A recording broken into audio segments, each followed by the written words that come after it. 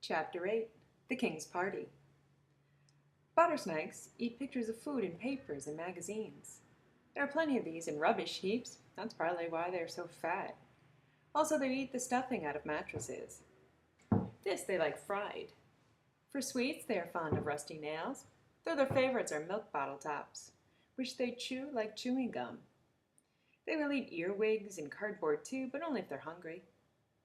So the Gumballs had to go through all the rubbishy papers, carefully cutting out the food pictures. They had to search the junk heaps from end to end for bottle tops and rusty nails, and worst of all, they had to carry the stuffing from 4 mattresses and pile it ready for frying. The Buttersnakes yelled at them all day long. By evening, everything was nearly ready. The Gumballs had built a large table from sheets of iron propped on bricks, and a stone fireplace, too, to do the cooking on. From the roof of his palace, the king bawled, "Light the fire and fry the stuffing!" Firelighting was the one job the Buttersnakes did themselves. As no one happened to be angry at the time, they grabbed a snoozing snake, thrust his head into the fireplace, and kicked him and twisted his tail until he was thoroughly enraged. The kindling quickly caught from his red-hot ears, and the fire blazed in no time. In great excitement, Smiggles woke from a little nap he happened to be taking. "Look what I done!" he shouted. "Look what I gone and dreamed!" "You wasn't ordered to dream anything, Smiggles," the king roared. "Sit on his head!" "But it's tomato soup," Smiggles protested. It was, too. A large tureen of it, rich, red, and steaming, fresh from the depths of Smig's sleep. "I dreamed it special," he added craftily, "as a birthday present." The king could not be angry.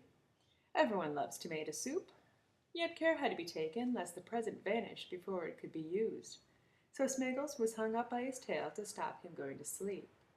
From time to time he was given a kick to make certain of his wakefulness, then a pat on the head to show there were no hard feelings.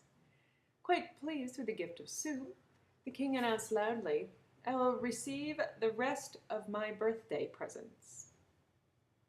The Buttersnakes blinked. "Now," the king said, and sat there waiting. Once more the tired Gumballs had to comb the rubbish heaps with the Buttersnakes waddling behind, this time for suitable presents for the king.